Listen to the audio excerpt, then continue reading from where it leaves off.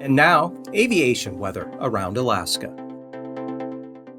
And for flying weather, looking at the graph for Monday morning, we've got a lot of VFR here in the interior and a lot of IFR out over the Bering Sea, some of that making its way up to Nunivak Island and areas of the southwest coast.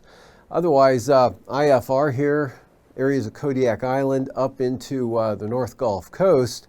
And then for the afternoon, we'll see this area burns back offshore with VFR for the Panhandle, Prince William Sound, down to Kodiak, northward all the way up to the Arctic coast. Some lingering IFR right along the coastline on the central and west side. And VFR progressing westward here to about Nunivak Island, Bristol Bay, and then IFR holding over the Bering Sea down to the Aleutians. And for the afternoon, or I'm sorry, for the morning hours here Tuesday, IFR comes back right along the southwest coast, covering all the Bering Sea and the Aleutians, at least the north side of the Alaska Peninsula. VFR south side of the peninsula to Kodiak Island through the interior, and IFR along the Arctic coast.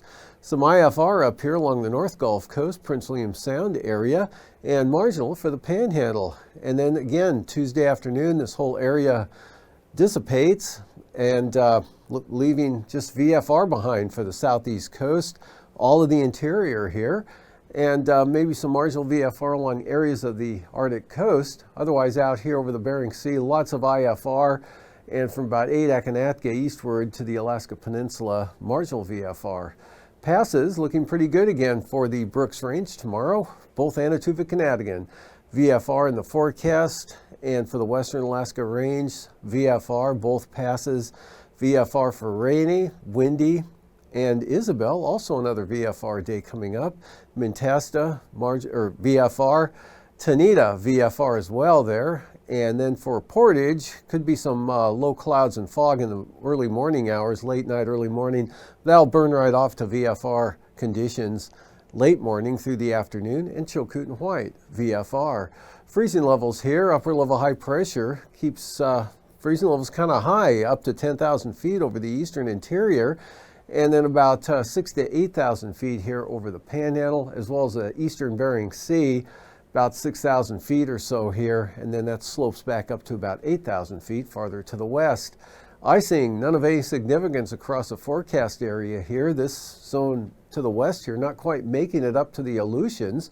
So from here, we'll just go to the jet stream. And again, nothing very strong here at 33,000 feet. This low coming up toward the south coast of the Panhandle. Southeast becoming more easterly as you head north there, up to about 80 knots, and then some easterly flow across the Gulf of Alaska to about 65 knots over Kodiak Island, northwest 65 knots for the central Aleutians. And at 9,000 feet, you can see high pressure center up over the eastern Brooks Range North Slope. Light winds here all through the interior from west or from east to west across the much of mainland Alaska, and southeast up to 45 knots with that system off the southeast coast there, and then down to 3,000 feet. This low kicking the winds up to 50 knots along the central and south coast of the Panhandle. Otherwise, light winds from the Gulf of Alaska all the way up to the North Slope, all of the mainland looking light, maybe 35 knots southerlies here for St. Lawrence Island, and some northwest winds at about 40 knots over the western Aleutians. And with those winds, we'll throw some moderate turbulence in from just west of Adak out to Shimei and Attu there for the western Aleutian chain. Nothing, any significance here in the forecast for the remainder of the Bering Sea.